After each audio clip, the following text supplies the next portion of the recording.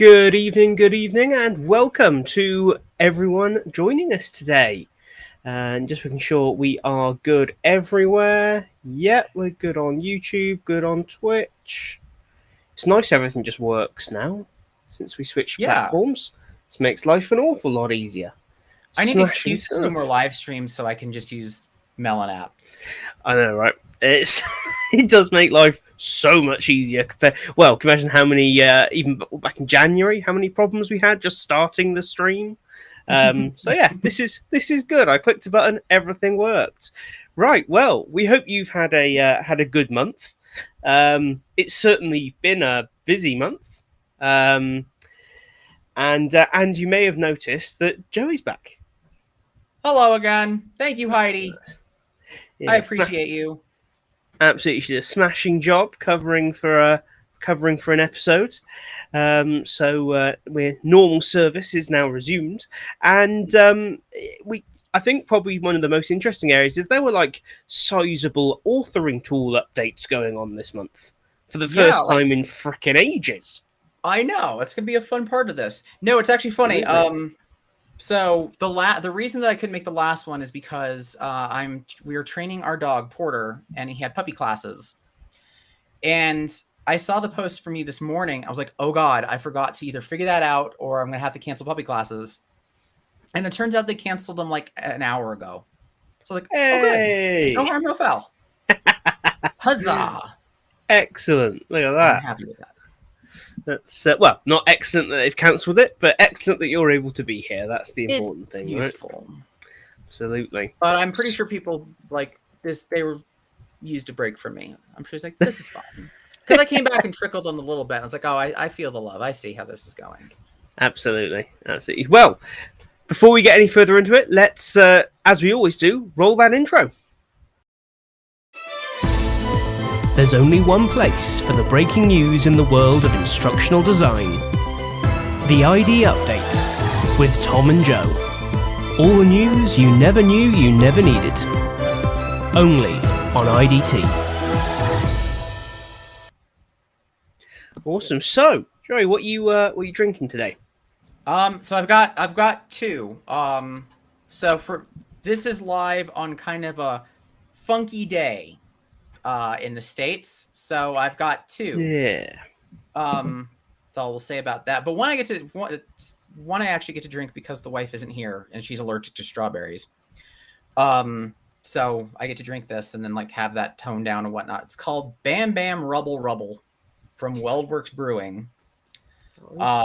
It is a fruity rice cereal, strawberry, milk, sugar, vanilla, and marshmallow sour wheat ale. It is Fruity Pebbles or Lucky Charms or something as a beer. That's number one. Number two is Frame, just in case I get to it, hazy IPA, because this is a sour, so I'm going to drink it real fast. But in the spirit of today, glass is Heathen Brewing, because that's kind of where we're at. Anyway, yeah. What you got?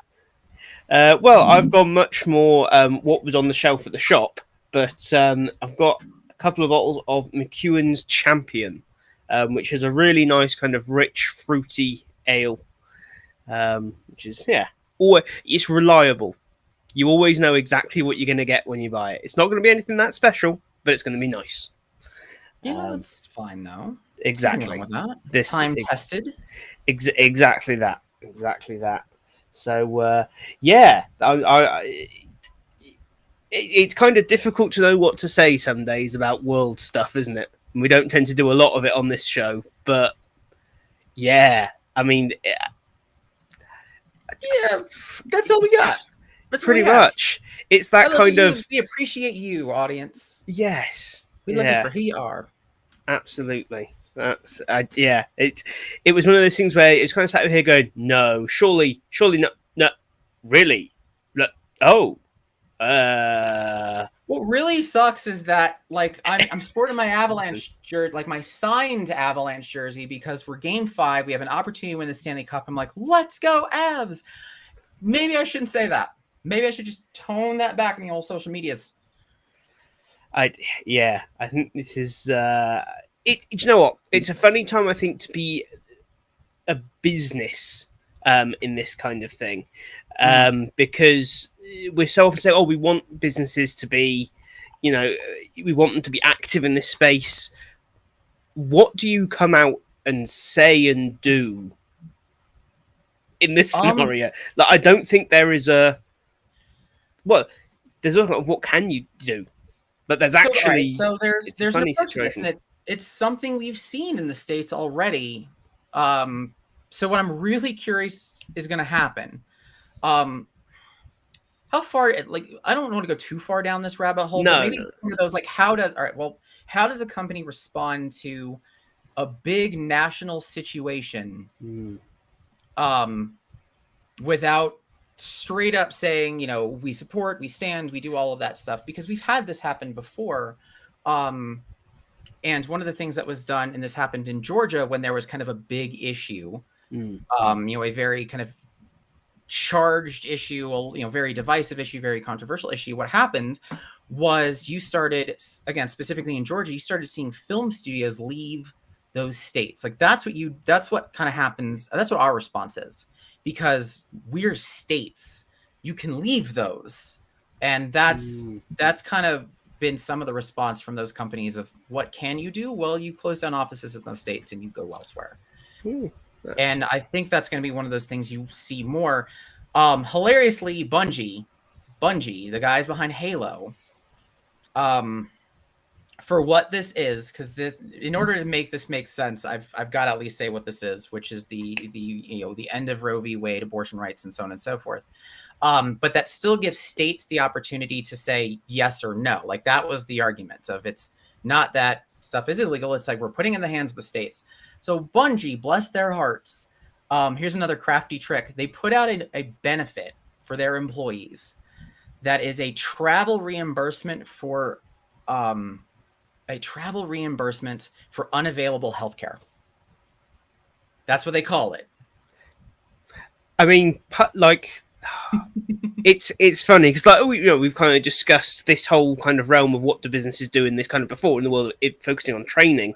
But to me, that is a company doing something genuinely helpful for its people to try and you can't fix this issue, obviously, but Yeah. wow, I mean that is kind of simultaneously good guy Bungie, and then your next mind just like that just should not be something a business ever has to think about. Yeah, I mean, but that's a personal thing. But again, Yeah, it's like, when you have any company having to deal with something big, something spicy, something crazy, there are yeah, crafty tricks to get around it that, absolutely.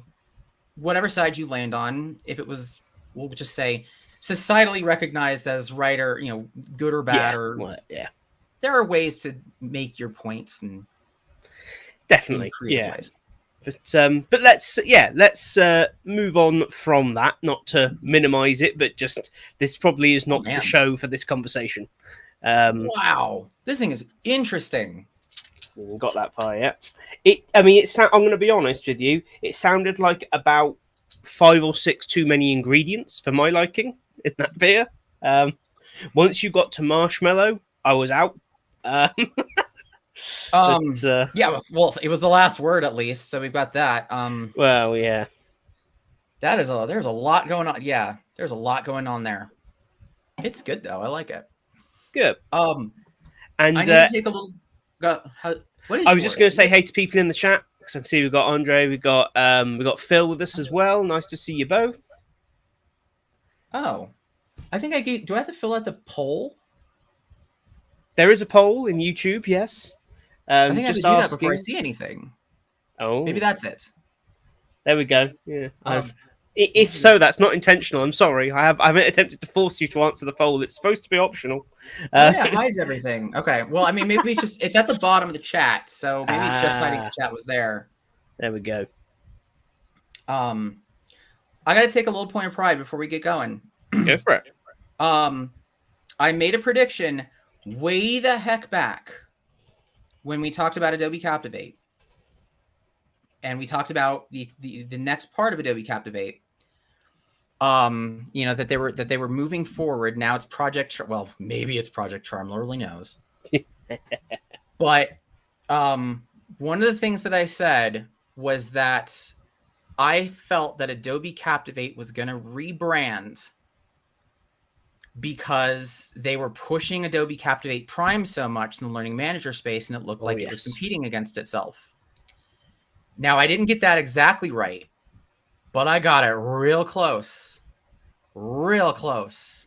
As May 24th, Adobe announced that they are changing the name of Adobe Captivate Prime to Adobe Learning Manager. Close enough. A rebrand happened. One of them had to change. I think when you made that argument, it was pretty strong. Now the question is, do we still even have an Adobe Captivate? Whatever. It became a subscription service in February, and Project Charm is, I don't even know. Yeah. I'm still trying to find it. One. But I'm proud of that moment I think I'm proud of that. Cheers to me. I'm taking that. I'm taking that moment. I need a win today. Actually, I need 2 wins today. Go Abs. There we go. And hello to Simon in the Twitch chat as well, watching us on the laptop, and League of Legends on the TV. Nice. League of Legends is, I want to say, a video game. Yeah, it's I could be wrong. MOBA, I think. Multiplayer online Battlefield A. Oh, like I'm gonna like Apex Legends and Fortnite and that kind of world. Those are, so we call those Battle Royale. Oh, okay. Like 100v1. MOBAs are kind of like, you've got kind of bases, you've got territories that you're kind of slowly moving towards. So think kind of in a weird way. Yeah, think like StarCraft, but very more in the moment. As now we're in my generation of video games. Yeah. So instead of like tactical movement, you're just dealing with big tactical groups. You kind of like take the charge of, a legend, a hero, a champion, and you're still guiding a heck of a lot around you. But that's kind of how you're moving around. So, well, that's awesome. There we go. We should do our best to do something positive alongside that anyway, because that sounds like great fun on a Friday evening. So I guess topics for today. I thought it'd be interesting to have a bit of a chat about hybrid. What a day for that! But when we get to there, I'll say why. I will see. I want to see if you know why, but it's a very interesting way to bring that topic. Yeah, but I think it's a great topic at the minute. I think largely because I was chatting with Kara North yesterday actually, and I kind of made the point that I feel like the last couple of years everything's been completely freaking insane, and so realistically, everything that has been done in a, oh my god, get it done way. Now we're kind of into a more normal, okay, we're going to make actual change. So we should be starting to see things done properly rather than just thrown together. So I think it's a good time to look back. That's a very good point. That's a very good point. It's a big event in the L&D calendar. There I got to hang out with her, so yeah, this is it. Her and Suarez. I was out in Columbus. Man, that was a lot of fun. Yeah, that was an unexpected video call. I'm not gonna lie. Like I can count on one hand, in fact, on one finger, how many video calls I've got at like 3 a.m. in the morning from people in a bar. You were actively on Slack and responded, and that's how like you're awake. And I didn't know if that was your late evening or early morning. I was wrong. I thought you just woke up early and. Yeah, no, the development crunch is sometimes a real thing. It's, when a project just needs to get done, that's how it goes, right? But yeah, no, so that was I'd had a few. That was awesome. But yeah, and we're also going to discuss authoring tools in a bit more detail than normal, perhaps, because stuff has actually happened. After so many months of code freeze, or we're waiting for insert something here. Obviously, we've got big movement in Camtasia world with 2022 coming out. Yep, absolutely. I've already started logging tickets. I continue to be a big Camtasia fan because I love the heck of what it does. But just like pretty much any piece of technology or big new thing, don't get it first day. Oh, absolutely. Give it some time. Unless you're Tom, who thrives in pointing out the problems And he's that guy. Do you know what though? I didn't get it day one. I got it on day 3. When they had plenty of time to fix everything. I'm not sure why there's still any issues. But no, what I actually did was wait until the project I was doing in Camtasia was done and signed off, and then went, and now I will upgrade, just to be safe. So, and in fairness, the issues have been far fewer and more minor than they were in 2021. Yeah, I oh think that god, 2021 launch will live in infamy, quite frankly. that was a mess. But it's pretty good. We've got Evolve 10 coming out in literally a couple of days, so they've released loads of leaks and sneak peek videos about that. I'm super excited there. There's, I think other places have done some fixes, stroke updates, but I think those are the two big ones. Storyline has moved from like the 1990s and did like some quiz and theme updates to not look like Windows 3.1 for some of their like static stuff. Like if you've ever used if you guys have ever used the Storyline, like the quiz defaults for correct and incorrect, they're sad, depressing little things. And they're like, hey, we made some updates. I'm like, how'd that go? Not terrible, at least. We'll all get up tomorrow morning and Storyline will fail to open. So, no, I'm sure it won't. I'm sure it won't be like that. But yeah, the so ID update, also known as the It's Dumb update, as we talk about new technology and all of the bugs that happen. How'd it go? It's dumb. There we go. Pretty much. So yeah, I mean, where shall we start? There's a poll in the chat where I sort of asked. This is on YouTube. Sorry, Twitch viewers, there is no polling functionality in Twitch. So it's a YouTube only poll at the moment, which is split 50-50 on the question of how have your attempts at hybrid learning gone between great and okay. The other two options being bad and really freaking bad. So, and this is really good to see. It's perhaps no great surprise that people spending their Friday evenings tuning into an instructional design chat actually doing things well, as opposed to maybe the wider situation, where I must say I'm less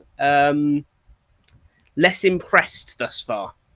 And I guess that's driven largely by kind of the quality of hybrid events more than anything else. It seems to have been that the solution to hybrid that I keep running into, that people are putting in for conferences or training seminars and stuff like this is, well, we put a camera in the room and we're going to live stream it. And that's not really hybrid. It seems to be where we're in my mind anyway. It's not really hybrid, because there's no, to me anyway, the idea behind hybrid would be I get a comparable experience remotely as I would being in the room, not just I get to observe the room. That's not the same thing. Yeah. Well, all right. So I'm an extrovert, and ID is a really introverted position. So I liked the idea of hybrid because that kind of scratched that itch. It makes me feel like I'm more of a part of things, but like functionally, I don't see how it's more functional. I feel it's purely driven by emotion. There might be some instances where it's like really important to have people together in the office, but if it happened enough, why make it hybrid? And if you go that route, I know that a lot of the hybrid solutions where individuals can kind of pick the days they come in. So you're not even maybe guaranteeing you're going to get all people who you need in the office on the same day. Yeah. The interesting part about this, and I don't know if you saw this, so because I saw it today and I saw this show up. It actually was yesterday, but I saw it this morning.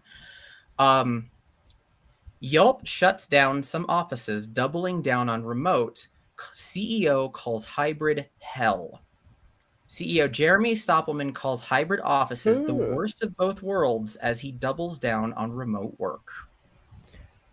I was like, I hadn't seen it, but it doesn't surprise me. I'm going to put it in the chat. I'm going to put it in a YouTube chat because I don't have access to Twitch. Yeah, once it's in there, I'll send it out to everyone. That's fine. Okay. Yeah, and it was really interesting. He basically said it was the worst of three options. He took his Phoenix space. He's reducing the daylights out of it. Everything is getting reduced down to essentially hotel cubes. And yeah, I'll kind of scroll through and find other things, but I'll give you kind of initial, like, go for it thoughts. I mean, I think I agree. To be honest, I feel like if you want to have an in-person experience, create an awesome in-person experience. If you want everyone to be remote, be remote. Trying to have a weird mix of the two, you can only ever speak to your experience, right, and what you've seen and what you've tried to do, but I've just never seen it actually done well. Someone is always suffering because of it, whether it's the presenter having to work significantly harder, constantly dropping out of their flow for the tech stuff, or whether or not it's the people in the room are constantly having to put everything on hold for the people on video to interject, or the people on video can't interject because the room is where the energy is. And I just feel like it. Yeah, trainers, how's that feeling? Yeah, this is it. Like, I would much rather run 2 sessions. I would much rather do an in-person session and a remote session. And if we need everyone on the same meeting, choose one format and have everyone adopt that format. Right. That's not an unreasonable position. I think flexibility doesn't mean letting every individual person do whatever the hell they want. I feel like that is taking it a bit too far. I like this. Yelp plans to use the cost savings from the office space to reinvest in hiring and employee benefits and perks in the business itself. And I don't care about any of that because I'll get to that. But Supplement says the company is figuring out the cadence and best ways to host in-person events so workers can meet, collaborate, and bond in real life. Like, I like that stuff. Like, when you went into the remote, I don't know if you ever heard of Airbnb experiences. But that was like a really cool way to, like, get people together for kind of a remote session to do something together. I like this approach of let's use what we saved and see if we can get just some fun in-person bonding in some way, shape, or form. Like, at least get some of that. Yeah. But at least it's not a work requirement. Yes. I dig it. Yeah. No, I think that's exactly the right attitude to have. But I feel like it's the kind of thing that a company can very easily end up being vilified for. And saying, oh, well, no, because we hear so often that hybrid is the future. It has to be hybrid. Learning has to be hybrid. The workplace has to be hybrid. Events have to be hybrid. And I think there are... Again, it goes back to, what do you mean? If all you want is a camera shoved in the corner and it live streamed to you, fine. But that's not really hybrid, is it? You're just watching a live stream. In the same way that this is not a hybrid event. There's, look, we are all 100% remote, and that's kind of why it works. We'll meet up at a convention sometime with the ID update in person. Hey, well, fingers crossed. Hopefully, there is a plan in place so that next year I can come out to the ATD conference and then to DevLearn in October, November, whenever that is in 2023. This year was a little bit of a push. Hey, but you guys, from what I saw, UK is kind of easing some of the COVID restrictions for travel. Thank God. Yeah, we can pretty much travel now. It's more the financial restrictiveness of, like, paying nearly $2,000 to go to the event, then going, then some flights, then some hotels. What I'm saying is that, like, if we wanted to get our normal audience together, we just need to rent a bus stop, and we'll be fine. Don't think we need that much space, mate. We could. We just get a table in the corner of a McDonald's somewhere. We'll be all right. But yeah, no, it would be cool to do something like that at some point. It's maybe do a kind of come and join us for a live episode recorded in front of a live studio audience. That'll be fun. I've done those kinds of shoots a couple of times. Yeah. No, this is one of those weird spots where, like, me, especially as an employee who's done a bunch of stuff. Also, I got a new chair, and, like, the arms go up so I can, like, move in closer. And anyway, stuff. I think this is one of those, like, rare moments, because we're always talking, like, corporate greed and how to stick it to the man. And this is one of those few, like, hey, companies, I kind of want you to save money because this is better in every way, shape, or form. Well, hey, look, over the next couple of years, there's going to be a global recession. If you haven't noticed yet, wake up call. Sorry, it's going to happen. And it should happen. We're due one. That every decade we should have some form of relatively minor recession. How we handle that should be cost savings in businesses. Those cost savings will be one of two things: remote working and technology driven, or axing people. So ask yourself, would you rather these companies were saying, in order to save money, we're getting rid of 30% of the workforce, or 10% of the workforce, let's say, Tesla, SpaceX, and whatever else that lunatic's got his hands on now? Or Whatever do you want percent them doesn't like saying, them. exactly, yeah.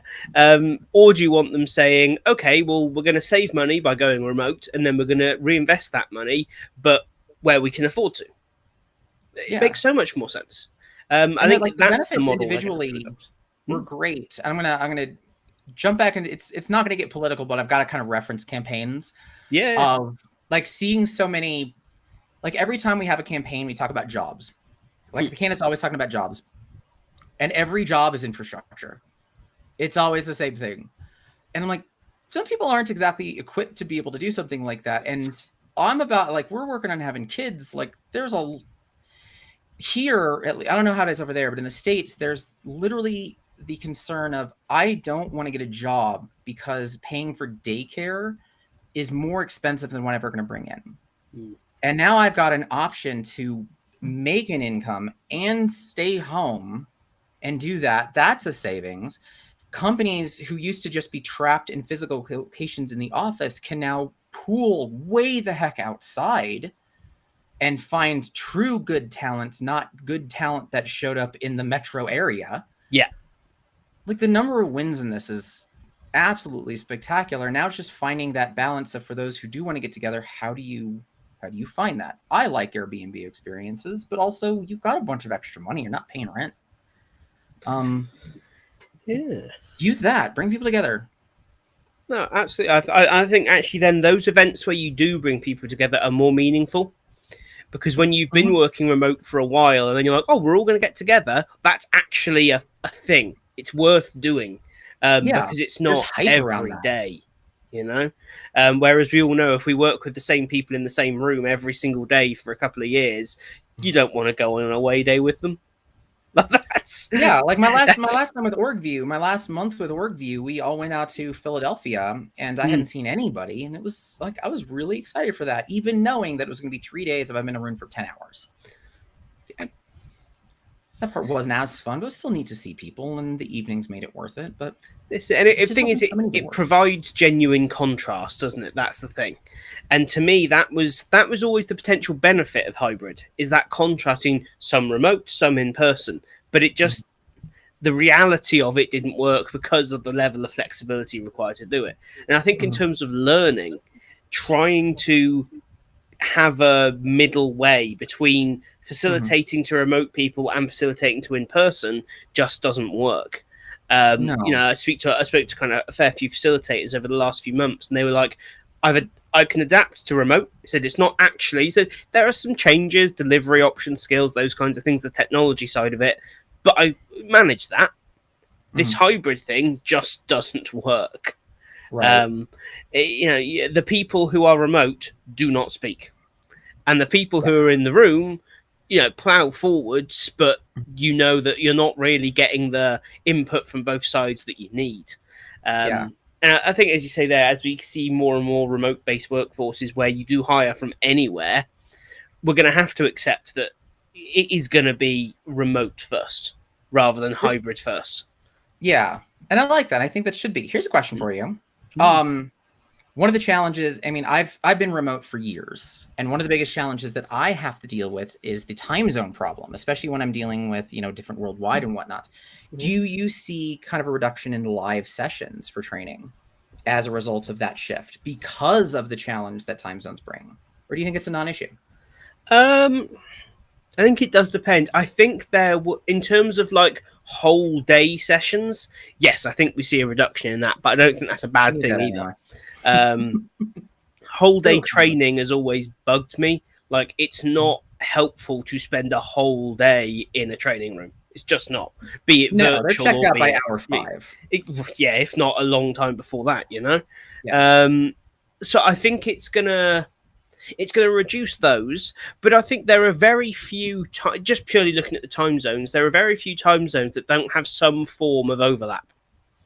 And if you're generally speaking, if you're working for a business in a different time zone, you will be required to have some form of, agreeable overlapping time, even if it's just for corporate meetings, Right. and in that sense, I think L&D will have to get smarter about how it uses the available time, because it can no longer just go, well, we're booking in a whole day. Nope. No. You have got a 1 hour window of reasonable time overlap between this whole team. So if you need every single one of them on at the same time, you're going to have to do it then, and you're going to have to make it fit that time zone. Or in other words, L&D is going to have to start doing its job. We're going to have to think a bit more rather than just going, well, we'll do a training session. It'll be 3-4 hours Don't long. ask L&D to think more. Don't do You know. that. We had a whole thing on that. Absolutely. Hi, Morgan. How you doing? It's been Hello. It feels like it's been a long time, but you're always here for these, aren't you? I think it feels like it's been a very long month. I feel like I've not spoken to anyone here for a long time. For me, it's been long for me because it's been 2 months for me. It has. That's true. So Morgan said, so if you need to have hybrid, I prefer a digital first hybrid. So yeah, I think that's exactly the thing. I think we're gonna have to work in a world where we think we only run a session if digital is not suitable. And I feel like that's the way we should have been doing digital anyway. I think so often we take the view of, oh, it's 50-50. It's like, it's not 50-50. No. It's not even close. You got a lot of the quote unquote workshops that we run are actually just like hours long comms sessions. And for this, on onboarding and systems stuff, all of that can be done digitally if it's done well. Right. It kind of, yes, you're going to require managers to coach as they should, but if they're not doing that, that's another issue. It's not really a training issue. It's a sort of management and performance issue. But yeah, I think it's going to require us to adopt very much that mindset, to be honest, Morgan, and go. This is probably a dumb question, but you know the software better than I do. In general industry software. What software do you think is the best equipped to actually go full learning virtually? And is there one that's even close to good enough? And if that's not the case, what would you want to make sure it includes? See, this is the thing. I think you would need a range. I don't think you could use one platform. I think you would need to pull on a lot of things. And I don't think you would ever want to go fully digital. There is some stuff that you want to run sessions for, but it's just not as much as we currently think. Like there's soft skills is best trained in person. It's like, well, to a point. Soft skills or power skills or interpersonal skills are certainly best assessed in person through role play and observation and things like that. But is that not something team leaders and managers could be doing on a localized basis? Fair. Do you really need a trainer to observe someone doing their job and give them feedback on it? Is that training? Is that not just being a good manager? But yeah, in terms of the tools, I mean, I think there's enough variety that you could build the toolkit that you need. And I think it's going to include a variety of things. I think it is going to include some kind of, quote unquote, e-learning software. I sort of push in that world towards the kind of Chameleon Creator, Evolve, Adapt, that kind of space where you've got full responsiveness, very web page-esque, quite quick to build in. You don't spend a long time faffing around with the look and feel. You, at the start of a project, you define a kind of theme and you just apply it to your courses and just tweak as you go, rather than building from scratch every time. I think you're going to want a Camtasia or Camtasia-esque thing for your software-related stuff. I think you're going to want some video content, and you could use something like Camtasia. You could also use like a full-on video editor, depending on what you're creating, to maybe create some sort of talking head videos about either knowledge-related stuff or, again, interpersonal skills-related stuff. And in terms of, I think the platform is actually a bigger and bigger deal in that conversation, as opposed to the authoring tools. Because I think the authoring tools now have reached a point where if you've got one, you can pretty much build whatever you need to build. You know, they've all got different pros and cons and all this kind of thing, and personal preference plays a big role in it. But if you've got a modern authoring tool, there's nothing you can't build, you know, in some variation. So I think it's got more to do with platform, and like, I don't know. I certainly think the days of the upload the score and file and track the results platform are done. I think we need to be looking at platforms that are focusing on what people actually need, i.e. skills, competencies, those kinds of things. So you've got the likes of Intelum, who are the company who own Evolve. You've got companies like, Learning 360, Loop, Thrive, LearnAmp. Companies... Yeah. You've got this on lock. Boring enough to just spend my time looking at websites. But yeah, I think it's... I think the platform is now a much bigger variable than the authoring tool anyway. You know what I just started thinking about as you were talking about it was, and I've never really thought about this, but it's always kind of essentially what we're doing anyway, is thinking about virtual sessions as broadcasting. Because I started thinking about it, I was like, man, you know what would be great sometimes, instead of like trying to figure out audio issues and flipping screens and whatnot, is if I had OBS to set up scenes and to literally just flip those and go, and like, hey, I've got an interaction, I've done everything in advance, and almost treat that like a broadcast.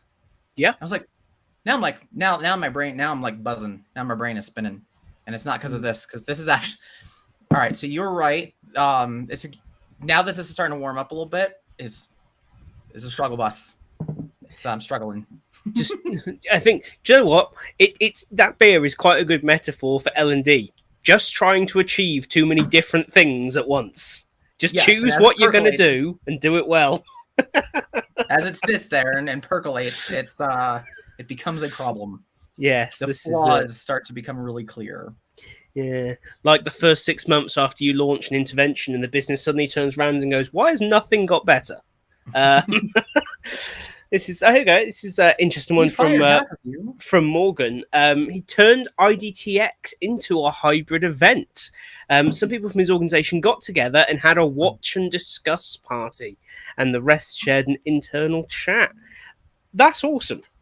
And you see, to me, that to me is how hybrid can work, but it's something that happens driven by the people doing it, as opposed to the L&D team designing a hybrid experience, you know?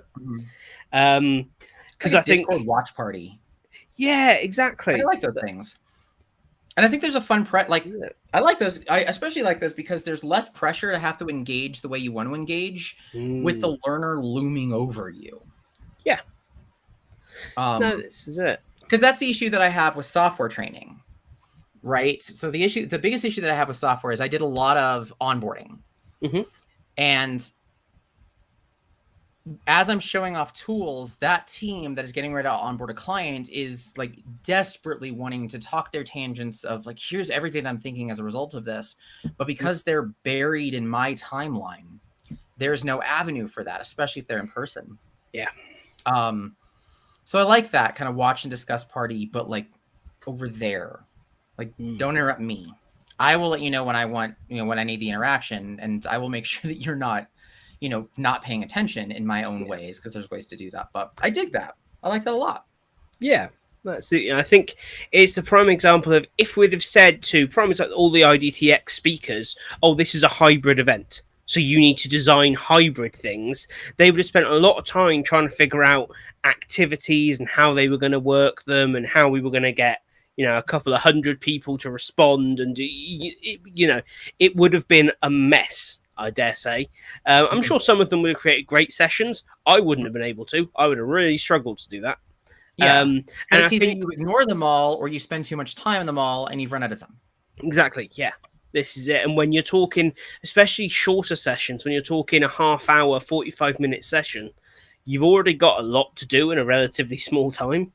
Right. Um, and I feel like it's just that pressure sometimes to be hybrid for the sake of saying, "Hey, we're hybrid," um, Mhm. has devalued a lot of content. Sorry, I have just realised that my fan has been on for this whole time, so I apologise if the audio has been horrendous from Oh, my I haven't side heard of any of it. things. You've been fine. Well, there Um, we go. Hopefully, it hasn't come through. But yeah, I'm so trying to I remember what like the draw was when they announced hybrid. Other than it's just to kind of get us through until we can transition everybody back. But I'm trying to remember like what other benefits they gave everybody when they were trying to like get people on board with hybrid or even remote when they yeah. weren't remote initially. I'm thinking. I'm trying. I can't go back that far. This is it, and I feel like a lot of the push around remote now is about the freedom to choose and all this kind of thing, which is fantastic to a point. But I feel like in some places we've got to the point where giving people choice is marvelous, but if you give everyone total choice, so as you say, people can come in as and when they want. Mhm. Planning anything becomes a nightmare. Oh yeah, Um, and and if you it's kind of not free say choice anymore. exactly, there comes a point where you then have to enforce one thing or another anyway, which undermines that whole benefit Uh-huh. of hybrid. Like you Um, because I've had a couple interviews of like you got to come into the office on Monday or Thursday.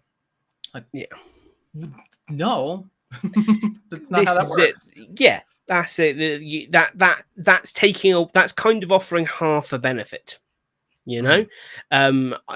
you know, I guess it's tricky because this is where hybrid gets used to describe so many different things, and again, maybe part of the issue is the fact that it's so poorly defined, and everyone Mhm. kind of has their own approach and idea of what hybrid looks like. Mhm. Um, We're playing different groups based on org role, meet in a room and watch and give them group tasks and coffee. Like I can see if I you like it. do Yeah. stuff like that. I think arguably one of the other struggles is that there were so many startups that were starting to kick off and they put so Ooh. much effort and emphasis into their amazing in-office culture. Like we've got a couple in like a bunch in Boulder, like pop sockets and whatnot, had some beautiful buildings that are now Yeah. worthless. Maybe it's them just trying to cling on to that big investment they made into an office culture. Like we need people to use the Keurig, please. Yeah. It It's doesn't fit in our house. like I feel like this is where it can Oh, get there we really go. tricky. I Um, like that. Core hours with flexible start and finish times. 10:30 core. Everything else is flexible. yeah, and I guess this is the thing is that to me that's just flexi hours. It's always been flexi hours. It's been flexi hours since I started working in my first job, like Yeah. a while There's ago. still a weird Um, stigma though, at least here, if you don't do the 9 to 5. Like we're doing flexible hours, really? but like 9 to 5 is weird. Here it's a weird stigma. Yeah, I mean, I guess there is. I would guess it certainly is here. Like nine to, if you have like a Monday to Friday 9 to 5 job, you are a professional. Like that's kind of the view. That's a Mhm. professional job if you're 9 to 5 Monday to Friday. Um, Right. the moment you're kind of like, oh well, we're flexible with our hours, and there's a big issue around well we work remotely. Well, then it's not professional, and that's starting to shift. But Good, because I've been to the UK and all your stuff still closes at 6 regardless. So why would you need places open after 6? everywhere here is open after 6. Yeah, no, we don't. Yeah, Brunch places are open after 6 here. That's how terrible we are. it's not terrible. So it is a very different culture, isn't it? I was speaking to someone else about it the other day. And it was kind of like, yeah, no, it's like we just. Who's I was speaking to? I was speaking to Linnea, who's in Sweden, and she was like, yeah, everything's closed on Sundays. I was like, well, no, everything is closed on Sundays. It's like, oh, and he was like, that's really because like here everything's open like 10 till 4 on Sundays. Yeah, Sunday opening hours. But it's like, nope, nowhere's open. It's like, We ooh, couldn't handle being able to not sell alcohol on Sundays. So We fixed that real quick. Fair enough, I suppose. Here we go. So Morgan was saying in his hybrid events, there was little to no interaction with the broadcast itself, except following the time plan. See, I like that. Mhm. Then I think this is it. It would have been very difficult to organise that kind of watch party and group activity centrally from within the event, or Yeah. as the organizer, but to have groups of people who are allowed to go, hey, if that's how you want to use this resource, go for Mhm. it. Right. I felt that should be, if we're going to continue with the hybrid stuff, it should be driven up the way as opposed to outward from L&D. Mhm. I think it needs to be far more, here's content, use it in a way that works. If a hybrid approach works for you, great. If sitting Mhm. there and interacting with us works, great. If just watching it and then going and applying it works, that's great. But maybe trying to control things a little bit less, and trusting that your people, want to learn, want to do a good job. So And if they don't, it's a behavioural issue, not an L&D issue. okay, so I'm gonna maybe sort of devil's advocate that. I'm Yeah. expecting a little laughter from you because you're gonna know how silly I'm gonna think this question actually is, and we'll see if we're in the same place. But if you're gonna do something like that where you've got less control and people can experience as they want, you might see some counter of people like, well, how do we know in the moment if it's working? You never have done. So nothing's Okay, changed. cool. Then we were in the same place, but you still okay. I got exactly what I expected, but you're still gonna have to convince them of that. Oh yeah, yeah, absolutely. And I think this is where people are going to have to have a very honest conversation and say, well, what do you think's happening at the minute? Because there's never Not a good been one. any guarantee from being in a training room face to face to running that session remotely to e-learning to what the current mess of hybrid is that says at the end of that we are in any way confident this person has learned a damn thing. And if we say otherwise, we're telling a porky pie right there. You Because just we simply all ask, know, what success metric would you like us to measure or to follow? And just be like, yeah, yeah, okay, do your thing. yeah. This is it. But it's gonna come up. You're gonna have those old, kind of Definitely. we'll just call them the old guard. Mhm. That is going to come in. That's gonna be a fight. That's gonna be like, I can't do my questions. I can't do my checkbacks. I can't do. There's no way to know. It'll be an interesting divide. Yeah, oh, absolutely. And I have no hesitation in agreeing that it will be fraught and it won't happen, quickly. It'll need to be a gradual move, and you'll be fought every step of the way in a lot of businesses.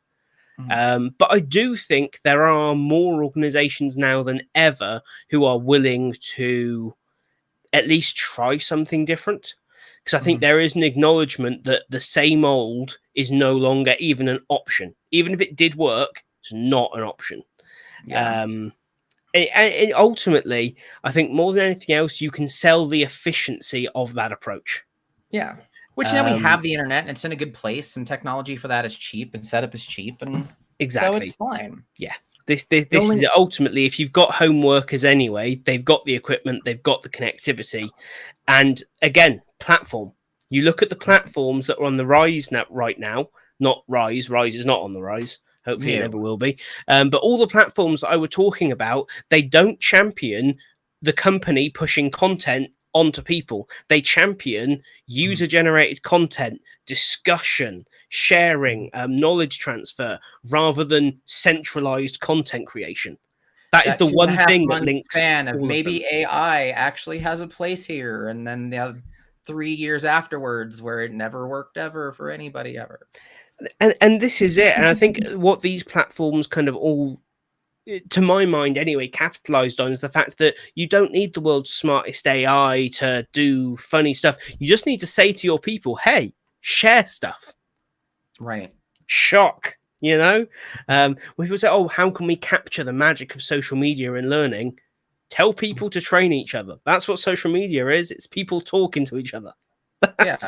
You know, you don't have to film funny videos. You don't have to have reactions and like buttons and the ability to create a profile that shows your own personal you on the internet. Good Right. old MySpace. Yeah. But yeah, you don't need any of the stuff that goes with that. What you need is the core interactivity of what social media is, which is Mhm. people sharing their experiences and ideas with each other. People can respond to it and spark a conversation. Bam, that is the best kind of learning you could have in a workplace. Yep. And none of it was created by the L&D team. Right. The efficiency of that alone should sell the idea. Yeah. Like the fascination of groupthink, I think, is one of those, like, Mm. there's a lot more there. And that's continuing our donkey, our quixotic thing of practicality is important, and maybe your theories don't mean anything. Groupthink is the best tool for me, in my opinion, of like, you've learned something. Go chat and mingle, because I can't take you any further. That's Yeah. me. I mean, I Like, think there's no application. You can't keep coming back to the same training and have it dug in any way that is more powerful than chatting with like minds and seeing it in action and getting together with a big group and watching those ideas be validated by people who've done it. I can't absolutely. do that. No, and this is it, and that's where L&D has to be realistic and say training isn't learning. Learning Mhm. happens after you've been trained, always. Right. They are two different activities. Training is kind of like the setup Mhm. before the learning happens, right? Yeah. And maybe this So opens the door to that. Like, yeah, maybe this is the thing that kind of forces that, because without that, what you're going to do is you're going to have to just create an incredible number of materials. You can't just say, hey, can you go train people for an hour? Now I've got to go through creating videos. I've got to go through the content management stuff. I got to go through all of that.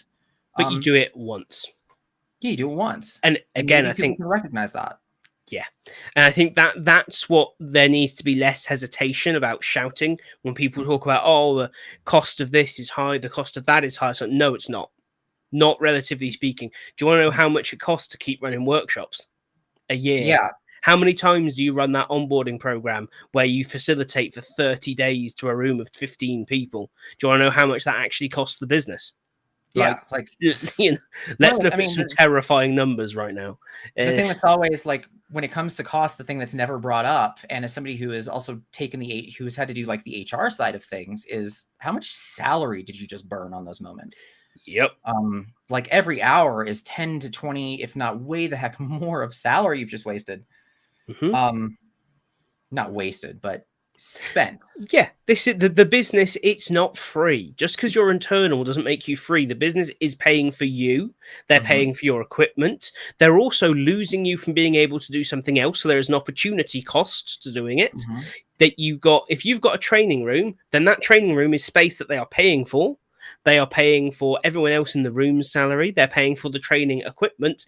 And again, there is an opportunity cost to those 15 people being sat in that room rather than doing something else. Hmm. Huge costs involved in these sessions. And that doesn't make them inherently bad, but it does mean that we have to stop viewing them as the default choice because they are often the single most expensive choice in the long run. Right.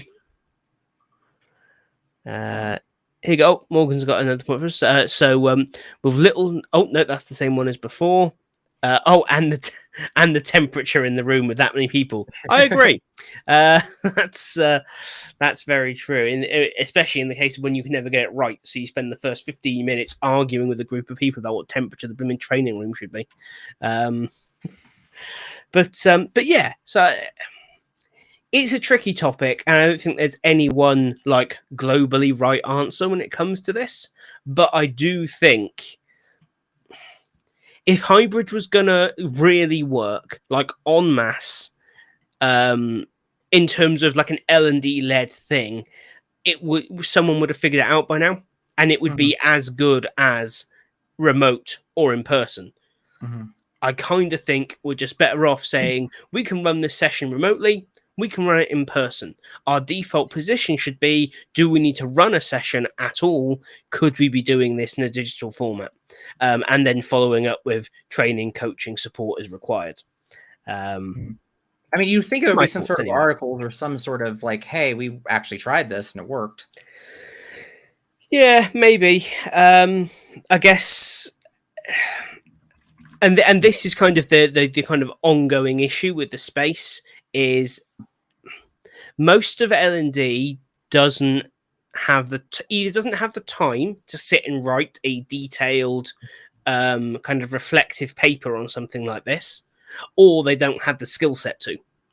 And how many L&D teams are willing to write a paper saying the reverse? We did this and it was completely freaking disastrous. Let's get an academy to do it. Yes, it will be honest and unbiased, I'm sure. I had a It much won't just say we're awesome. worse way to go with that, and I chose not to. Oh dear. But no, they've so been all right. So getting worse. the other really important thing on that one though is if you're going to do that, and this comes with a funny little story attached to it from my week. Appreciate that you get more money and pay people and do the monthly stipends for work from home and make paying for internet company benefit a thing. And I forgot, I know I've seen a couple of companies do like monthly stipends for technology as well as like a one-time $600 to $1,200 home office build payout. Like stuff like that would be great, and appreciate that you can spend more. I had an interview for like a contract earlier this week, and it was with a company that specializes in like Fortune 500, like Fortune 500 targeted auto industry, stuff like Mercedes-Benz and stuff like that. And it's rapid storyline development for those kinds of companies. And I'm like, fully remote. I'm like, man, all right, that sounds like that'd be a great contract. Anytime you see Fortune 500, big corporate, like that's a good contract. Pay was half of what even close to market would be. Ooh. Like it was rough. Like you can play. I know we've talked, I think 2 months ago kind of about rates in the UK. Less than that for rapid storyline. And they were like, we've got some really innovative, and we want some like really in-depth storyline, triggers and interactions and all of this stuff. We want proper development. And like, my wife made more than this working retail. Shut up. Do not. Let's see. Phil, that's such good policy. Money to set yourself if needed, but also if you don't, you can bank it for when you need a new chair or desk. But Core IT is provided at laptop settings. So yeah, absolutely. I think it's. There's this funny thing of because people are working from home, they'll sort it out themselves. And I think that is where we saw. I know there was a lot of jokes of, I work at my dining room table. My laptop sits on a pile of books, and I plug my thing into an old telly. It was funny for a little while when everyone was like, "Oh, this is temporary." But actually, if you're going to ask a workforce to work from home, equipping them is. I mean, it's not really an L&D thing. It's a corporate culture thing, right? But I think it's a big deal. You can't be expecting people to just provide everything themselves. Right. Like it's different in a freelancing gig, or maybe if for instance, like I can't think of many roles where I would want to use a different system. Like I've built out my thing, I know where everything is, it's got everything I might possibly need. But if I were to go and work for a big company or something, I would totally expect them to assume I need everything. Yeah, I would expect them to assume I have nothing. They're going to give it to you anyway, purely because they can't monitor your security exactly on that platform. Yes. So but they're not sending you a desk. and that's the concern. It's like, great, you've sent me this computer. What am I supposed to do with it? Yeah. If I was in your building, if I was in your building, I'd be filling out a little survey about desks and chairs and my needs and all this kind of thing. I can't remember what it was called. We had to do it with everyone who used to start in a business. Phil, can you remember what it was called? Me and Phil used to work for the same company at the time. Had a name. It was like a survey you had to fill out that said, this is how to adjust a chair safely, and this is, do you need a footrest, and DSE, there we are. Yeah. DSE. Yeah, it's just like a little health and safety thing, basically to say the company has not made you sit on the floor with no desk and a laptop that you have to crane your neck in.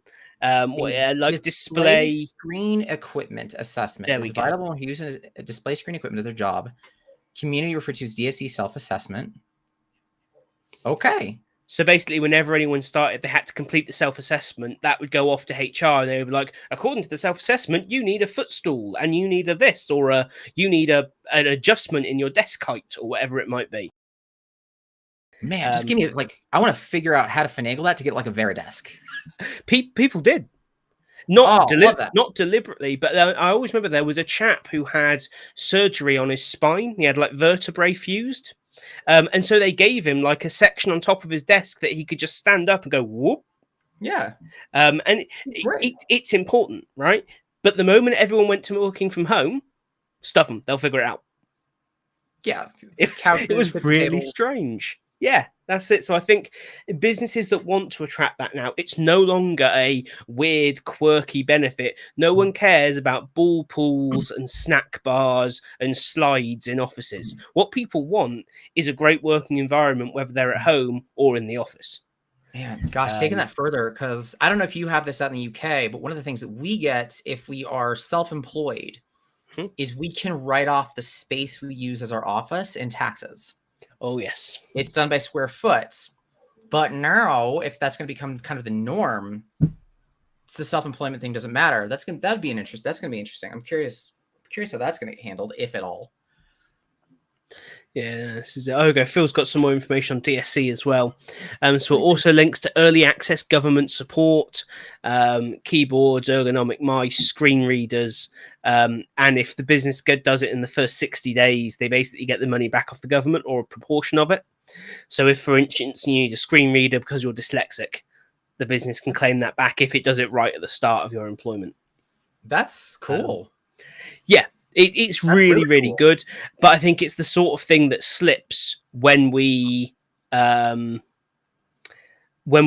people at home or hybrid. And Phil just saying there, he's never seen anyone talk about funded accessibility support since hybrid or remote, and I'd agree.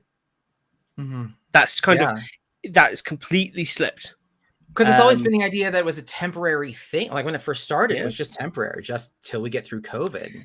But you have to ask then, so what? It was fine to temporarily ignore people's accessibility needs. It's like businesses really should have been on this. Tom, I live in America. There is nobody better at ignoring accessibility and the needs of people. Oh, this is it. A screen reader? No. But here is your company gun. It's... I'm just gonna be quiet right there. Sorry, I was talking to some of a similar thing yesterday, and all they played me the clip of the Family Guy episode where they move to Texas and Brian buys a bottle of whiskey and gets a free gun with it. Yeah, that sounds about right. Still funny. I mean, all right. So to be fair to that side of things, though, I also like if you're gonna. I'm not surprised it hasn't come up because it's such a hard default thing to go, especially when you're in such a violent shift. From going from the office into now everybody's working remotely, the number of problems and logistical issues you have without even thinking about accessibility are massive. I would agree. Normalized with that. Now it's not like I bring that conversation in. Not to say that it was worth ignoring at the time. No, it's just I can see how we got from point A and just kind of skipped B, went right to C. I think I would be more forgiving if businesses didn't have entire departments where this was their job. Like, this is supposed to be what human resources is there for. If you've got an occupational health department, what the hell have they been doing? You know, okay, right. That's fair. That's fair. That's a fair point. And I understand it more, I would actually say, in startups and small businesses that had to make that sudden shift. And retail businesses. Yeah, because retail businesses would probably never have dealt with this kind of stuff before because they're not generally covered in the UK anyway by things like DSE because people aren't sat at their desk and all that stuff. What a business opportunity that would be if there was literally an entire company that was purely around onboarding remote employees. and working logistics with companies of, we've You got tell this us what the checklist. budget We literally is. have the project management. Yeah. And we'll also think about the accessibility and, all of those other things. If America ever had like a DSE, like they would be running that. So What a someone could, cash cow that would be. you could log in, do your assessment, and then they could say, okay, so you need the following things, but your company has given you a budget of whatever to build out your office. So here are the desks that are available. Which one would you like? Here are the computers that are available. Which one would you like? Yeah, That would like be that actually wouldn't be bad. amazing. Like here's the technology. Maybe you have your own deals with certain technology and whatnot, but if you're a small business, maybe you don't. But we can, in bigger, we can buy in bulk as an organization. You only need Exactly. 6 computers, but 10 of you need 60. We can get a better deal for that. We've got a warehouse of them sat there when we bought a massive pallet of them, so we'll just ship out the one that you need. Yeah. Yeah. Oh man, that'd be really cool. Like I wouldn't mind seeing a business like that. And if there is one, then let me know. Yeah. Nice. No, I like it. That's cool. Phil's asked a question actually. Views and thoughts on hybrid communication. How to connect your business as it is often gets slapped on L&D to do the roles of comms in a way of resources or virtual sessions. Yeah, it does. I think it's really tricky because I think there is a point where if it's not learning, you have to push it back. But I also think if you do that too often, nothing ever actually gets done.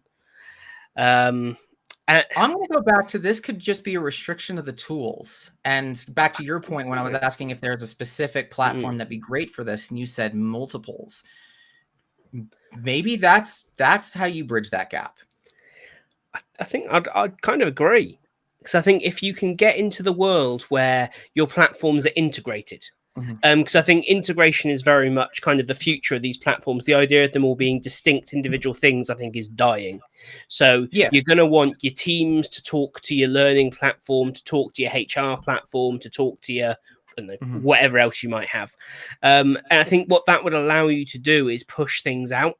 So you can push out a post on the, I don't know, if you're using Loop, let's say, or Learning 360 or whatever else, push out a post on there that automatically goes into your news and updates channel on Slack, that automatically goes out as an email, so that your comms can be covered on all possible platforms without manual intervention all the time. And because then you're in the world where, again, someone comments on it, asks a question, someone who's an expert can respond. I think that's maybe the way that should go, because then if it's platform based, it doesn't matter where you are, whether you're remote, in-house, a train, a woods, whatever. If you're working, you've got access to a platform that gets that comms, that information. Like it's like knock out the elitism. It's one of my biggest struggles with Storyline is conveying information through Storyline is an epic pain in the ass. But maybe if you have a platform that embraces what we've been talking about earlier of like learning and training are the same thing, and other people can kind of relay information.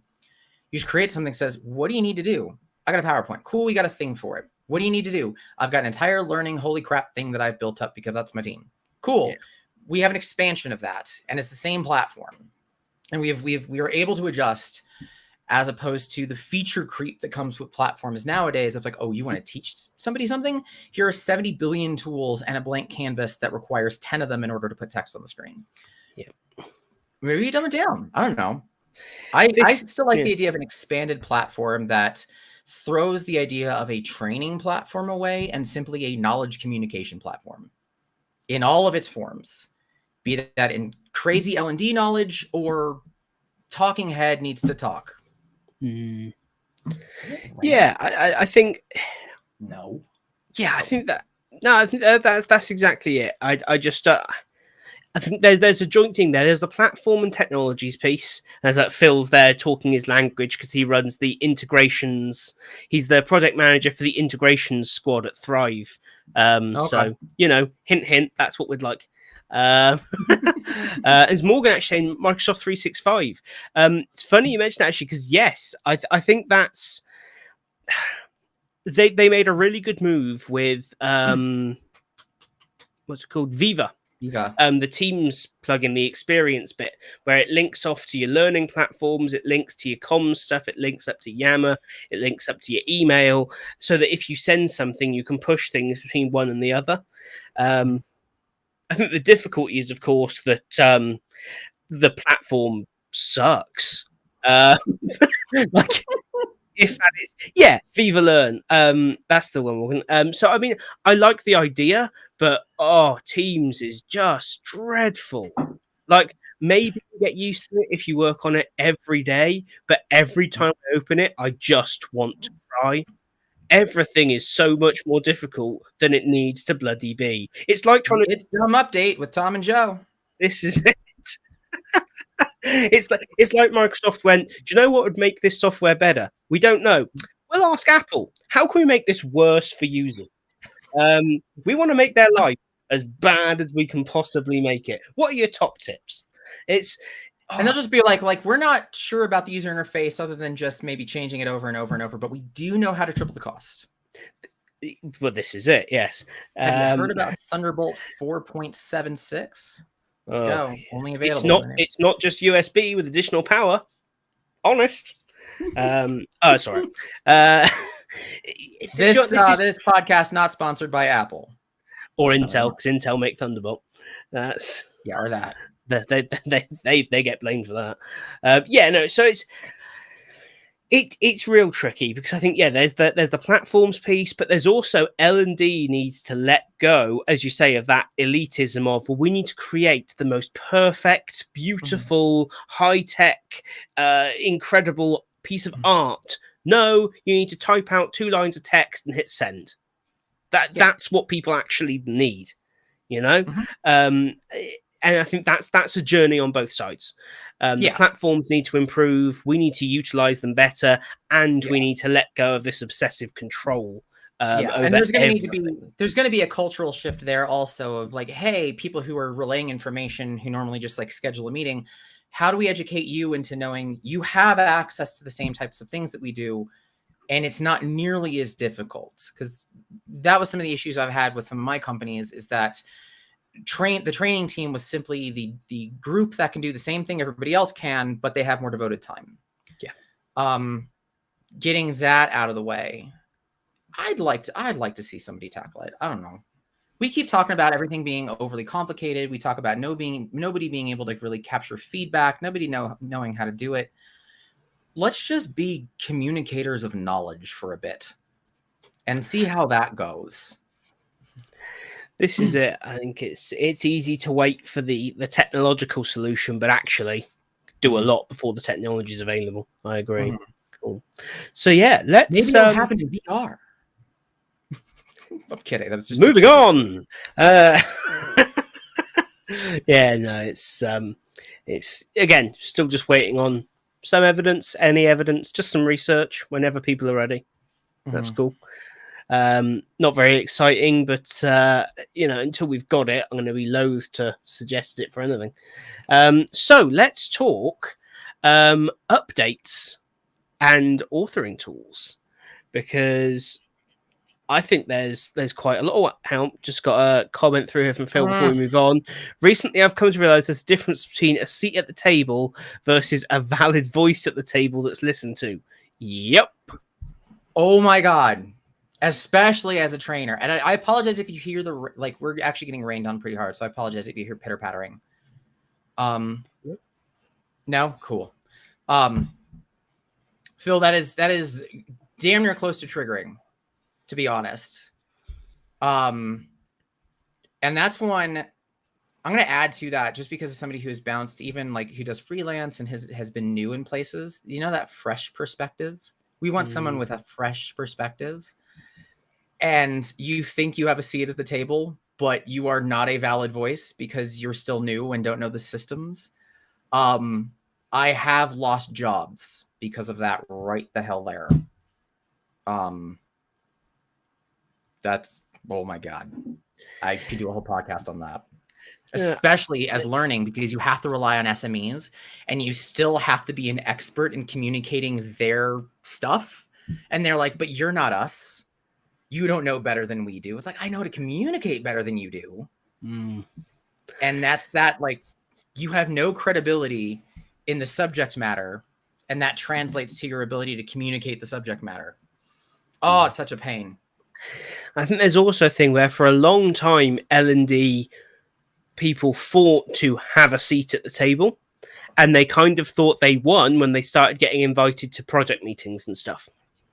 And what they ignored was the fact of they're invited, so they would stop asking to be invited. Like if L&D actually went, if L&D stopped saying we're desperate for people to take us seriously, how can we achieve that, and instead said how could we deliver undisputed value to the business, guess what? You'd be invited without ever having to ask, because people would actually want your input. Right. Did I ever tell you about my first training job? No, I don't think so. It's a short story. So it started at Constant Contact. I was a support rep. Moved up to tier 2, was really good at explaining complicated things. They let me be on the they was a release trainer for them, so I would train on new releases. And one of the things that I learned, or had to learn and didn't, was switching over from customer-facing communication to corporate-facing communication. So everything you just said of kind of know your lane, and just because you're a part of it means that you're like you're part of the meeting means you're a part of the process. I actually got fired from my first training job because I couldn't grasp onto that. Like, I'm in product scrum and I'm in product dev meetings because it's important for me to kind of absorb and know what people need to get trained on. And I couldn't get out of my head that I was a part of those meetings, and suddenly I had a voice to try to change the direction of the product. And like, I went hard on it. I was like, support's going to hate this and people are going to hate this. And like, here's everything that me as a support rep loathes about this. And they're like, shut up, you're a trainer. Like, we appreciate feedback to a point, but you need to absorb something here instead of yell at us. Yeah. Know your lane. I was not a valid voice at the table. I should not have been listened to. But because I had a seat, I thought that I got to do the megaphone. But no, you mentioned it kind of reminded me, as like, there's still a place that L&D needs to be, and know they need to kind of stay there and know how to impact other elements of the business wisely. Yeah. And yes. So yeah, I got fired from my first training job, everybody. There we go. Fun fact. It's good to know. But yeah, I think it's, and this is why I sometimes get very uncomfortable when people talk about how L&D should be leading the business. And it's kind of think that is not. First of all, I don't think L&D would be very good at leading businesses, because businesses require profit. That's it. They need to make a profit. L&D's not been great at that over the years. Like, no, we protect revenue. L&D protects profits. They don't make them. And I think it's a very. I feel like it's a dangerous thing to have, for exactly the thing you've sort of said there, is the fact that even if maybe you know your stuff and you're great at what you do, it doesn't mean you need to have input on everything. Yeah. And certainly when, as you say, when you're just starting out, sit in meetings and don't say a word. Just listen, just absorb, and understand that you aren't, regardless of how you got to where you are, whether you did a course or whether you've got a ton of experience or whatever it might be, it doesn't give you the right to just assume everyone else is wrong. Yeah. Or to push your line excessively, Right. And I will say, when it comes to the idea of like leading the business, no. I think what L&D does do very well is translate the reaction to what the business does, but kind of after the fact. Yes. Like if a new policy comes out, or a new product or new something, and it's on me to kind of educate the masses and then also see if that stuff was retained. Yeah. I can see, because it's actually kind of part of our curriculum building. Like, again, I'm going back to product application of, all right, now I've trained you on this thing that you wanted me to train you on. What were the next questions that came up from that? Because they're going to come to me before they come to you. Yeah. And what are people clamoring at training for, and what's missing? And how does that translate into devs are now having to ask questions, or product owners have to ask questions? Yeah. We can translate that. That's the only thing that I think when it comes to leading, but that's not really leading more than like backseat driving after decisions were made. Yeah, absolutely. Yeah. Educated guidance. Yeah, I'd agree with that for sure. Yeah, cool. So, Database. yeah, updates, tools, technology. It's been an exciting month. Um, Genuinely, like it seems like Can't say that. learning tech, and the ATD conferences happened, and then all the companies went, "Oh, we better release some stuff," rather than doing it before the conference, so you had exciting stuff to talk about. I don't quite understand that, but maybe they were nervous about the launches. I don't know. So yeah, I mean, to me, the biggest two are Camtasia and Evolve. Um, we did get a new version of DaVinci Resolve not long ago as well, which was very exciting. There's been some good updates for that, but I don't think many people use it here, so we'll pass on that one. So Camtasia then. Have you had a look Camtasia. at it? So, Camtasia. I was like looking at charm stuff real quick. So that's gonna be a thing. I'll talk about that when we get to the Adobe stuff. So Camtasia 2022 they've added something that they need to expand on desperately. What they did, sorry, phone. If one of the things that Camtasia does, there needs to be a little context here. When you do like a screen recording for Camtasia, you don't just record kind of a rendered version of your screen. Camtasia actually captures a heck of a lot more. It's why I love it for screen recording, because it's capturing your mouse movements, it's capturing your clicks, it's capturing certain things, and it treats them differently. It doesn't treat them like a screen that needs to be rendered. So you can do things like when a click is acknowledged, show some sort of thing, or you can follow the mouse cursor and put a spotlight on it if you want to zoom in on a certain spot. They've added cursor path editing because I've got like janky carpenter hands. So drawing like doing a straight line is not good. Doing a curve, see, it's so bad that when I said it, I did a curved line. Straight lines aren't great. Curved lines aren't great. They came out a while ago with cursor path smoothing, which was it was okay. It was okay. It definitely looked better than me, but then you run into anytime you kind of force a path of something, the speed of things feels a little weird. Yeah. But now in 2022, they've added cursor path editing.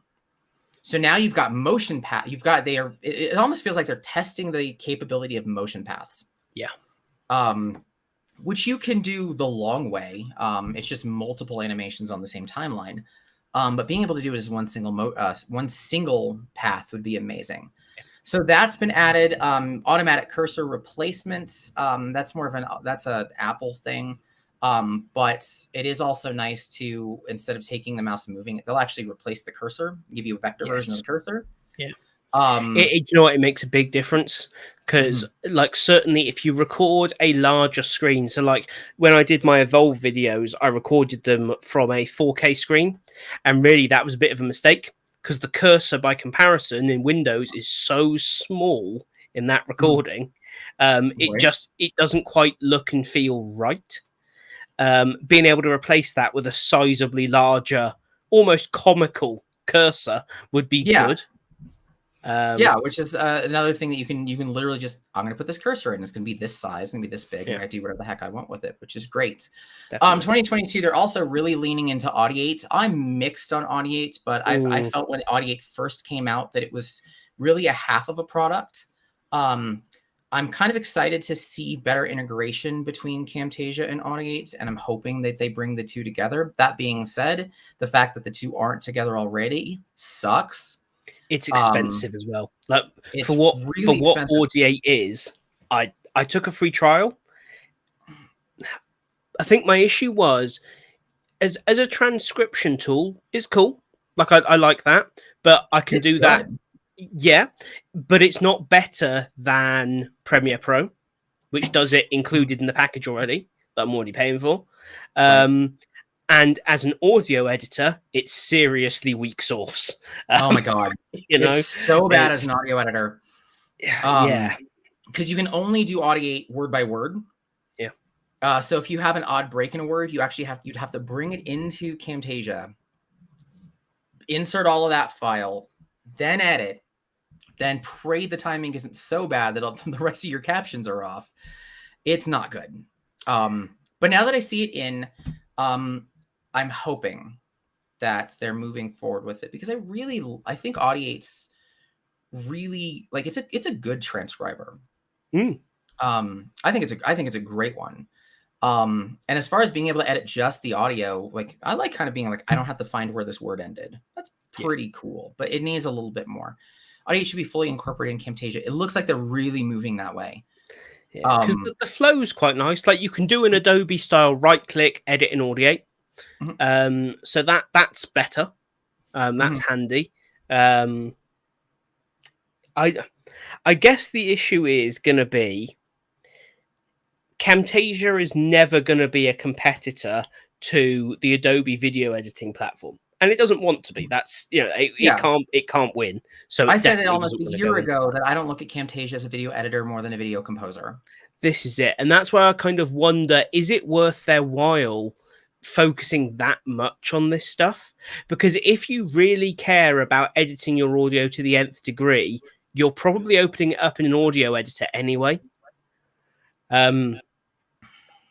You know, is there a space for a provider in that area?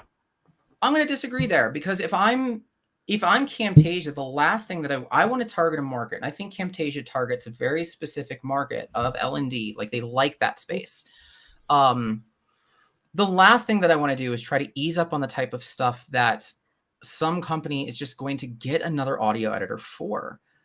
As an L&D professional, I don't need to do that kind of in-depth, holy crap editing. Like, I don't need to deal with as much, like, color correction. I don't need, you know, no, definitely not. Like, the true editing of things. Yeah. But if I need to get something out the door, if their go-to-market messaging is, we have everything that you need to do the stuff that you really need to do. We've got markers, table of contents, we've got interactions. Now we have transcription. Like, these are all the things that most companies are used to having 3, 4, 5 different tools to use. And text messaging, you can do that in one license. I think that's a smart play. I think it's a smart play. I think the audio is still the letdown for me, if I'm honest. Like, I will not edit audio in Camtasia. That's fair. I think what strikes me is that it's unnecessarily weak. Their video construction tools have come a long way. Like, the platform is clearly very powerful. It would not take a lot of work to implement some really basic audio editing functionality. The waveform is already there. You know, and I'm not talking about... the waveform's already there. Like, at least put in a de-esser. This is it. All I want is some basic background denoising. I want an EQ. I want a compressor. Yeah, basic EQ. Winamp had that. Exactly. If you could take the controls of Winamp and put that as a plugin, I would edit audio in Camtasia. I will only accept that. I will only accept that if I can make my own Camtasia skins. Oh, there we go. See, that would tap into a whole retro market, wouldn't it? Oh my god! If you are a program, if anybody who works for any program development out there for anything ever, all you need to do to take over the space is allow us to take your UI and put a skin over top of it. Absolutely. I missed those days. Those were glorious. Remember, like, the custom Netscape Navigator bars, because you can actually even put custom images in those bars and update all the icons. Oh, those were good times. Good times, great oldies. Absolutely. Anyway, more things for me. Camtasia is done. Yeah, that's the only thing to me that is now sorely missing in Camtasia. I don't care about color correction. You're right. For L&D stuff, it's not worth it. Certainly not for screen recorded stuff. Like, I mean, even this now, like, I just run, even on a live stream, I run this through OBS, which does my color correction for me. Like, it doesn't take very much. I don't think people need to worry about it as much as they maybe do sometimes. But but yeah, no. So I think it's getting there, but it's just missing those few things. I like what they're doing. Since 2018, I think Camtasia has just flipped the switch on, you know what, we really want to make a statement. And I like it. I like where they're going. They've added Camtasia Home, which basically just looks like Adobe Bridge. So I'm going to ignore that and accidentally hit it anyway. Because I think I don't know, show of hands if you've ever accidentally hit Adobe Bridge and was like, no, I didn't want that. It's not what I wanted to click. Happens to me. There's new templates and whatnot. If you're not familiar, they've got a lot of assets with it. They've got TechSmith has like their own library. It's the video, the B-roll and the stock images and a lot of kind of the vector graphics. They're all just the music. It's all just story blocks. But I actually like Camtasia's library because they have Camtasia specific assets and layers and themes. So it's actually all of those things already integrated into changeable stuff. Yeah. I dig that. They've added new, this kills me. They've added blending modes now, which the functional value, because I don't think anybody can look, I still don't know anybody who can look at like the Adobe blending modes and know exactly what you're going to get when you pick a mode. So they have those now. So now I could do like essentially like the screens, the multiplies, the find edges, like all that stuff. I don't think I'm ever going to use it. Other people who aren't in training might use it. It's cute. I feel like a lot of the updates this time actually are more useful for non-training users. But I'm seeing Camtasia mentioned more and more in the kind of digital creator space as opposed to just the L&D space. Yeah, I mean, it's still great for me. I still love using it, even doing decks and drafts and card game related stuff because I get to do a lot of movement. 2018 also added the Z access. When they did that, oh my God, so many things changed for me. Being able to take a card and now spin it on a flat surface and move it up like a board. Like having that access control was fantastic. They've added spotlighting and again outline edges. I don't know. Don't ever use outline edges, guys. It's like the explode filter, like the poof. Like don't do that. But whatever, it's there. It exists. Huzzah.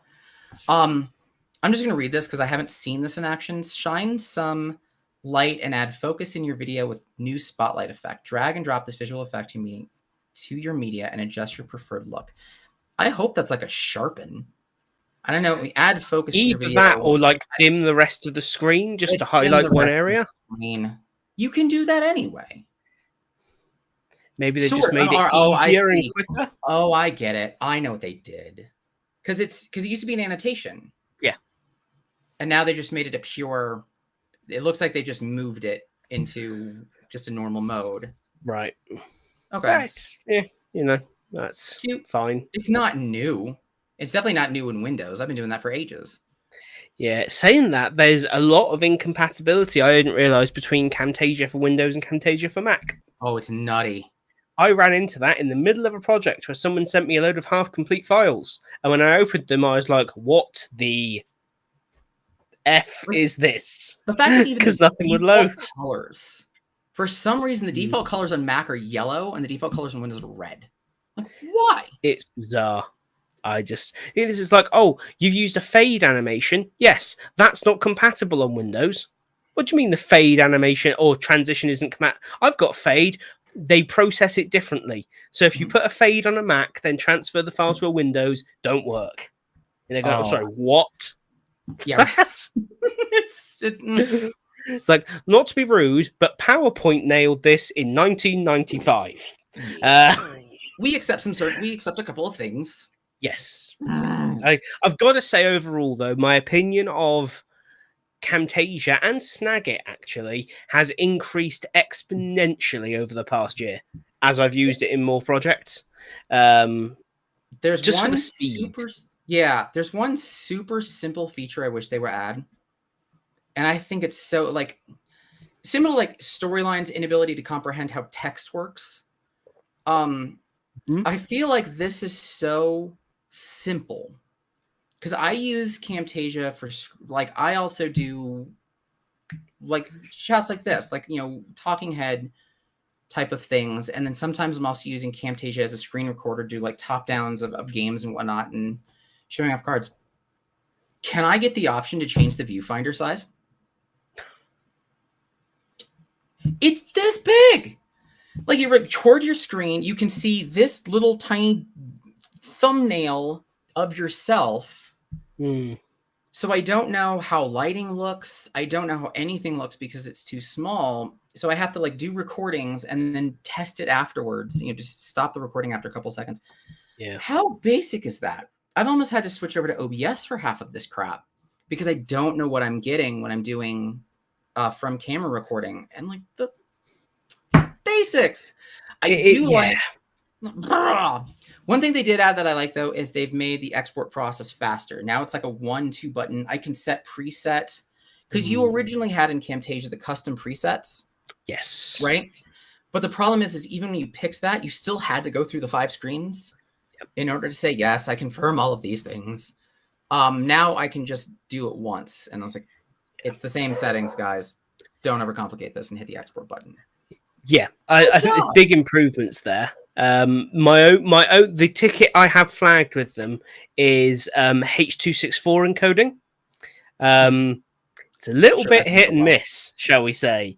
It seems to heavily relate to 30 series GeForce graphics cards.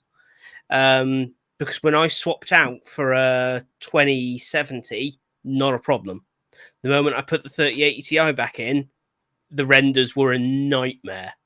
Yeah, I think there's some bugs there in their NVANC encoder connection, but there are going to be bugs like that in a new platform, as you say. Overall, I think as launches go, it was pretty good compared to most. I like the direction they're going. Good on them. Good on them. This is absolutely. Way to be. Yeah, this is it. The ease of access is great. I always recommend it to people who want like kind of an easy tool to do some basic video editing or basic kind of video creation with some really fun animated effects that are fairly simple. I love Camtasia for that. I think it's great. And I think it's really smooth.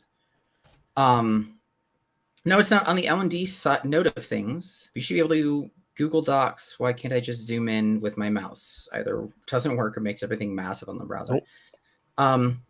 So yeah, me and Google Docs have a hate and go screw yourself relationship is what we call that. We are both pointing middle fingers at each other from afar. Yep, no, that makes sense. I'm just trying to find the details on Evolve 10 for when that launches. Come on. You do that. I will finish. I'll go through the other two. Go for it. So as always, Adobe Captivate itself doesn't do anything. Go them. They fixed a couple bugs, I guess. Project Charm was supposed to have an announcement in June for the beta, and there was supposed to be a whole bunch of things on Project Charm. And then earlier this month, they just scrubbed it. It just disappeared, and nobody said anything. There's been no communication. We mentioned it not too long ago that there was a beta process that people could sign up for. Randomly, they kind of reopened that about 2-3 months ago, which got a lot of people thinking, like, is Charm closer? Are we redoing this? And then since then, they've like destroyed all communication. Like, okay. So Captivate's doing Captivate things, being nothing. Charm is doing Charm things, being not charming at all. I already mentioned earlier on this that Adobe Captivate Prime is being switched over to Adobe Learning Manager. I'm taking half credit because I said that I thought Captivate was going to rebrand. Instead, Captivate Prime rebranded. Excelsior, good enough. And then I also chatted at the beginning about storyline stuff. They're still on their accessibility kick, which cool. There's accessible controls on videos, and it's looking actively at like contrast guidelines. Good on them. They're not hard changes. They have finally made some of their quiz templates not as sad. Now they've got like graphs, and you get like the pie chart of the percent you got right, and they put percentages and stuff that if you really care, you're going to overwrite it anyway. Stay on brand. Let's see. I know that. See what they did in May. Slide layer as a modal dialogue. So identify a slide. I'm just going to read this one. Identify a slide layer as a modal dialogue when you don't want learners to interact with anything else in the course while the layer is open. Dialog layers overlay the browser window and dim other content, creating a familiar navigation experience for everyone, including screen reader users. It's essentially Spotlight. They've essentially created a Spotlight layer. That's cool. I like that. They've also added a question result trigger. So you can trigger different responses based on how learners answer a question. I like that. You could have done it through other means, but it's nice that it's easier. Like anytime you can take away the dance of triggers in Storyline. Yay. Rename, reorder object states so they're easy to find. I'm iffy on that one. Like, okay. I know that if I have like a lot of vector graphics and I've been numbering things 1, 2, 3, 4, it is nice to be able to kind of reorder other objects that I've put into that 1, 2, 3, 4 if they need to like align. That's cool. And then yeah, that's silly fixes. Let's see. I've got that's Camtasia, Captivate. I'm just adding Charm. So now it's the big 4 because the other one's kind of sad. Charm's sad now. And Prime. But you've got Evolve. What you got? Did I just lose audio? No, that's me. Sorry. Okay. Sorry. Yeah, so Evolve are launching Evolve 10. For those who don't know, we're currently on Evolve 9.4, I think it is, or something like that. And there have been this whole series recently of betas for the new user interface and moving forwards, and it's a fairly significant jump for them. Lots of new functionality, a completely new UI for the entire authoring tool, which is a big move for them because the UI is, I think, when people look at Evolve, the UI is what puts them off because it is very early 2000s-y. Like Macromedia Flash levels. Like no. Tell you what, let me open up Evolve now, and I'll show you what is currently in place. So, oh god, come on. Is that my account? Yes, it is. Right. Let me share. Share screen. Yeah, I understand. Share a window. Share Evolve authoring tool. So I've got 2 things to share. So I'm going to share the current version first, and then I'll share a video previewing 10. Because they've gone all out on a marketing video, and I think it looks pretty good actually. So here's when you log in. This is what you'd see these days. Okay. These are all your courses down here that you could go in and edit. Or if you create a new course, again, let's call this test. I'll delete it afterwards. Minimalism. To the nth degree. Like this is the editing interface. If I want to add an interaction, I'm going to add some accordions. I can click into there to edit said accordions. There we go. And this is how I create everything. You know, it is very different these days. This is more like your classical developer tool. So then, by comparison, we have the beta. Let me load the beta up. Okay, so some elements are still similar. You've got the editing bit down here, this bit in the middle. You've got pages now given down here rather than that other menu. But my personal favorite thing, let's just turn on that. And this is now exactly what the actual user is going to see. It's like a WYSIWYG editor. Yeah. Which is much more what we're used to these days, right? So tell you what, let me get rid of that and bring this up. We'll come back to that one because I want to talk about that. Absolutely. Let me show you 10. This is their video. I've turned the sound on, so you should all be able to hear it as well.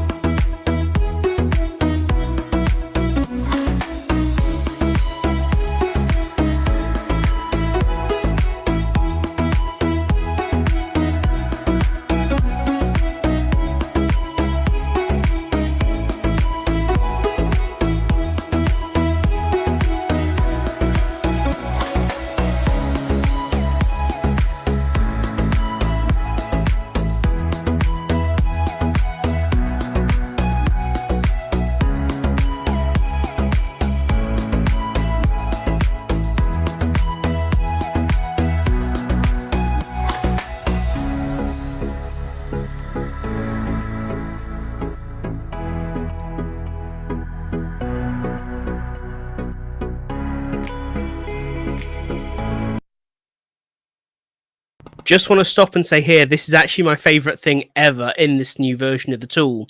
You can decide which interactions in this bottom thing here, this preferred shortcut bar, you can decide what interactions you use most often as an editor and have them in a shortcut bar that you build yourself.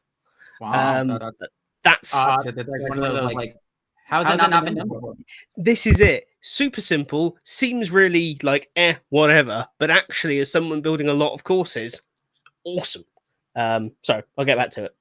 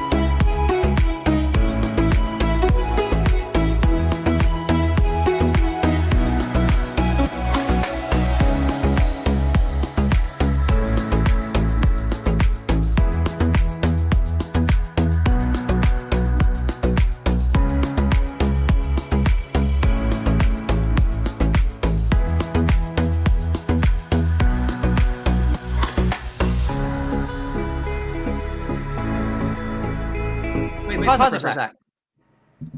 I was just about to say, this is awesome, this bit. Wait. Sorry, everyone can hear this twice because Tom's sound is on. That's a block library. Cool. Like that's so necessary. This is it. So it means if you've ever built a course with this information in, you can copy and paste it into any other course you build on this tool. But pieces. Like, yeah, each individual, not the whole course, because everything's article block component, you can just pull that bit out and dump it into the course you're building now. Yeah. Look, what a time saver. All the time. This is exciting. It seems like really dull, small things, but actually, when you think about building courses, huge.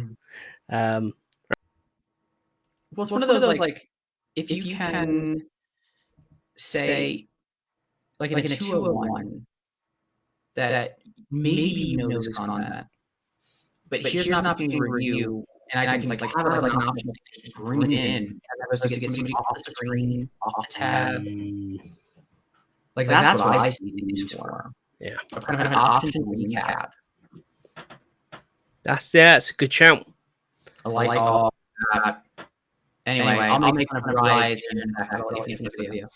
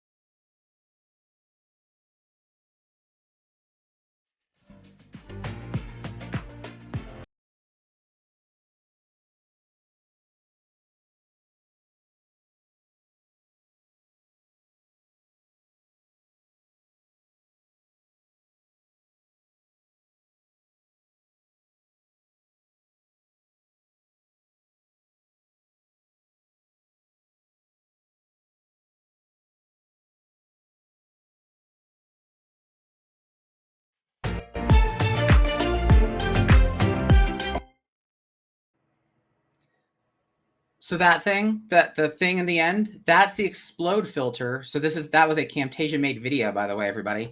Don't do that. It just looked cheesy. I find it tacky. You guys can do whatever the heck you want. Also, you're still on mute. No. There we you go. Yeah. There you go. Don't get me wrong. I love the tool. I quite like that Intelum is an Aperture who make the tool. They're quite, I don't know, they're not so big budget that they're hiring in an external PR company to do this stuff for them. I hope there's not an echo. Now. No, hopefully that's gone. That might have been when I told everybody that they were hearing things twice. As long as your long as your audio isn't still transmitting the desktop audio. I don't think so. Let us know in the comments, and I'm going to let Tom go for a sec while we see that, so it's not weird. Yeah. But yeah, no, I agree. I quite like the fact that it's clearly like, well, you could see from the login details, the video was clearly put together, I think, by Helen Bailey, who, if you've not ever spoken to Helen, she presented at the first IDTX and showed us Evolve as it was then. She does amazing stuff with Intelum and Evolve, and she's a real kind of expert in the tool as well. So she's a great starting point if you're potentially interested in it. Awesome. Oh, cool. All good on the audio front. Excellent. And it was a great comment there. Wow, it's like the TV going into color. Yeah, I think this is it. For a long time, if my argument for Evolve has been the results are amazing, but the editing interface you'll need to get used to. And it's nice now to be able to go, nope, like it's different to other authoring tools still, and it always will be, but actually I much prefer that. I think having that differentiation between here's what the user sees and their interactions and here's what you're clicking to edit things is really quite helpful. Yeah. So that's something because it's basically what Rise could be if they didn't suck. Yeah. Like being able to adjust the UI that you're working in, being able to move things around as opposed to like my struggle with UI is that there's two things that Rise refuses to do that blow my mind at how difficult it makes things, which is one, every like ribbon type editor, your bold, italicized, underlines, font sizes has to be done on a hover. Yep. And you get the hover ribbon that sucks. And you can't make changes on different parts of the platform on one screen. If I want to change the left side, I've got to go out to a whole other thing and move stuff over and move stuff around, like the courses, the modules, loathe, anger. I like that for Evolve. Like I also have to like, as we were joking around, like my viewfinder moment or like the little things that like their massive thing of like quick preview. I'm like, you rendered the page, guys. It's like, but simple little things that were cute. I think this is it. It's one of those things where it does seem like a small thing, but it's something that's been missing from Evolve for a long time. Like before, you would have to use a live preview option, which would open your course in a new tab. Now, that's fine if you're editing with tons of real estate, loads of screen space, all this kind of thing. What if you're editing on a mobile phone, which you can totally do with Evolve? Right. That's fair. You know, it makes life a lot easier to then not work in a WYSIWYG format. Because it's cloud-based and the tool itself is fairly responsive as well, and very responsive actually, you can create, as I did recently, a whole course from a mobile phone and not have it look like garbage at the end. It was good. Phil brought up an interesting one actually. SVG and Lottie files are becoming a bigger deal. Does it support those? Do you know what? I'm going to go with over the top right now. I saw that. I was like, one, there's a lot of value, especially in SVG. Yeah, like there's a ton of value in SVG, sort of, but I don't know if the creativity is there with so many people that I feel it's still a little bit more over the top than necessary. It's cool to have. That's Yeah, my opinion, though. and I feel IM would like, love it. Like for IM, it's great because of the high quality stuff that you guys have in. But yeah, I think it. Like, I really like it because from a certainly, I use Lottie a lot. As some, when I'm doing freelancing work and working in lots of different businesses, being able to utilize Lottie files means I can quickly add in fun little animated elements. However, um, the only tool where I really use them often is Adapt, because there's a plugin that is just for Lottie. So I go to it, I grab it, I put it in, it goes. Perfect. Nothing, there's never any issues. What I right. do find regularly, whenever I try to get them to work in storyline or I get them to work in something that doesn't have like a dedicated setup for it, Mhm. is that there are always exceptions. So, like, oh, it's great unless you load it on a mobile device, then you'll just get a blank space because it will fail to load. Well, then I Yeah. can't use it. You can't take that risk with the user experience. So maybe it's that the technology just isn't there across the board to fully appreciate that. Yeah, I think this is it. Interestingly enough, actually, next week, I can't remember the exact date. I will get it now. But the Learning Network is hosting a webinar from Caleb Foster, who I can never remember his title, but I shall look that up as well because I know it's really cool. Caleb Foster here. Caleb is the chief monster at Mind Boost. Mind Boost are an awesome company.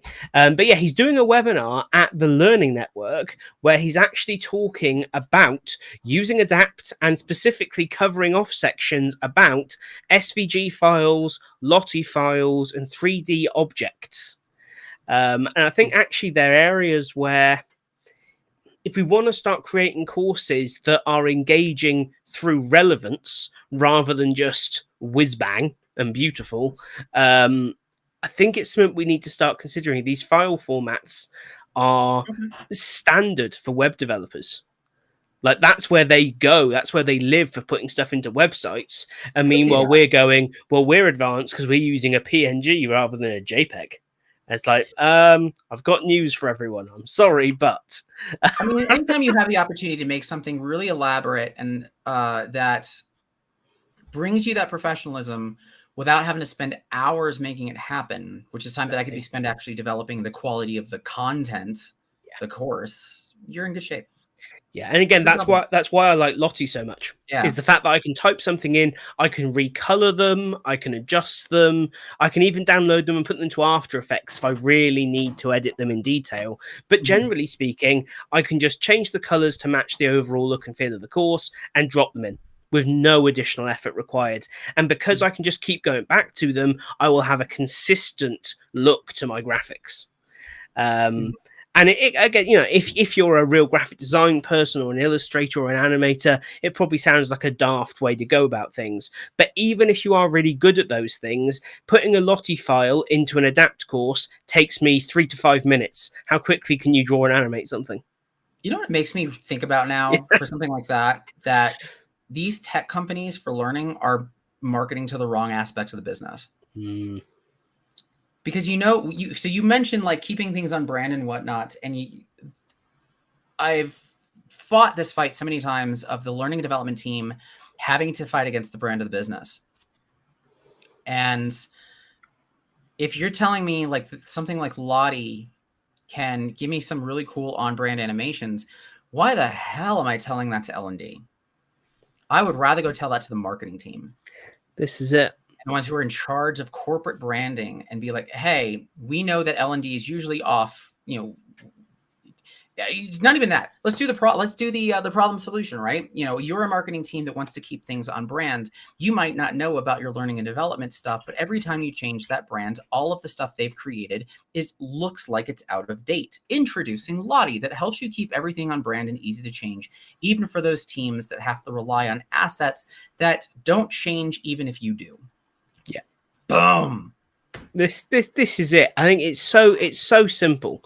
I mean, just to show everyone how quickly that can be done, Show screen. So here's a Lottie animation, right? It's a stupid robot money and I don't know, some kind of Wi-Fi signal. It goes for 4.5 seconds, all told, and it just does this. That's it. But what I can do is very quickly go, okay, so our colors are, I don't know, these ones here, or I can upload, or I can create a new palette. Sorry, and just choose my own colors that suit. It's so quick and easy, and I can come down here and start going. Okay, so now I'm going to edit. Wrong button. You can. No, keep going to the wrong place now. Come on, everything. It is all dead. just keep clicking, keep clicking. There we go. So I can edit these. I can add different interactivities to it. Something's not happy with. Oh, I think it's because I've not got the Lottie extension installed on here. Yeah, but then I can download it as HTML. I can push it directly to WordPress, Elementor, Figma, After Effects, Canva, even. The speed at which you can do this is ridiculous. And I mean, well, let's just go free for a minute. In the free section, there's a huge variety. I mean, hundreds and hundreds of little things like loading symbols. Little pop-ups about you've got a message, or little icons that move around. What was it? 127 pages of free small animations that you can drop in that are effectively animated SVGs. Oh, right. It doesn't like it because I'm sharing my screen. That's why it keeps jumping around to places it shouldn't. Cool. Yeah. But yeah, as you can see, that's how quick and easy it is to change the colors, export it, push it to somewhere else, either as an animated SVG or, as it says here, you can export as GIFs or MP4s. Just the efficiency of that and being able to take any animation and move it to your brand colors. It should be an easy win. Yeah, no, I like it. Anytime you can make anytime you can make technology easier, go for it. Have fun. It's one of the reasons that I push Camtasia as much as I do, because you can do so well with so little time. I can get SMEs to make stuff and show them and all of that. So I like to see more of this. So I guess I'll pull back sort of a little bit of. I do think the technology for authoring tools hasn't quite gotten there. So it's over the top now. I will revise, though, and say it should go there. Yeah. Because that's really cool. And that does a lot for very little. It does a lot for very little at the end. Yeah. I think that's where L&D needs to wake up and understand that its job isn't to make everything from scratch. I have, in the last month, stolen Phil's famous phrase. I'm glad he's here so I can admit to it. Many, many times of don't build an ark when the tugboat will do. Or don't build the ark when a tugboat will do. And I think so often in L&D, we want to build the ark because it's fun and it involves developing new skills and using that cool new bit of software that we've just downloaded and persuade people to buy us. But actually, 30 seconds on a stock site like Lottie might serve you better than a month and a half learning After Effects and still not getting a decent result. Please embrace stock libraries, everybody, because there's a lot of good there. Absolutely. Cool. Well, we have crossed the 2-hour mark, so we should wrap this up. Yeah, because if we don't, then I actually crack the other beer, and I need to save my alcoholism for tonight. Oh, don't get me wrong. I'm logging off and then opening another one. I'm going to go sit in an armchair and watch some telly. I've got 10 for you, so you're fine. Exactly. I'm actually gonna rewatch the last episode of Kenobi. If you haven't watched the series yet, it's brilliant. Yeah, I need to get on it. I was hesitant because I've hated so many of the Star Wars stuff that I've seen that weren't The Mandalorian. So I'm like, I don't know. Yeah, and don't get me wrong, that first episode, you're going to go, oh my God, what have they done? And the second episode, it's going to get worse, and then it's all going to make sense. And the last episode, you're just going to be like, yes, more of this. I want this as a 6-hour film. This is Love it. amazing. It's the Obi-Wan everyone has always wanted to see as a character in the last 2 episodes. Okay. Perfect. I like it. I'm excited. I just caught up in The Boys, so I'm good. I can watch something with less nudity. Smash him. Right. Well, on that note of less nudity, we're going to move on. Just to recheck in on the poll, we ended up 40% great, 40% okay, and 20% bad. So thank you to everyone for getting involved in that. Thank you for joining us this evening. We have on Monday, we actually have an additional Ideas podcast episode going up with the one and only Kara North. That I edited and I've got scheduled to go already, so that'll be there. Do check that out. She's got some great insights to share. And then we've got a video later in the week, which is the channel's first authoring tool review. From this point on, we're going to be publishing 2 a month. The first video is actually a double launch. There'll be the review, and there'll be another video that walks you through the methodology by which I have scored them. Because it's not just a what is Tom's preference. I spent a lot of time developing a methodology to ensure everything gets a fair trial. You mean it's not an NPS score? Come on. No, I haven't decided on whether or not I would recommend it to my family and friends. That's awesome. Right, well, everyone, have an excellent evening. Have an excellent month. We will see you again at the end of the month, or the end of next month, I should say. And until then, goodbye. Cheers, everybody. Go Avs!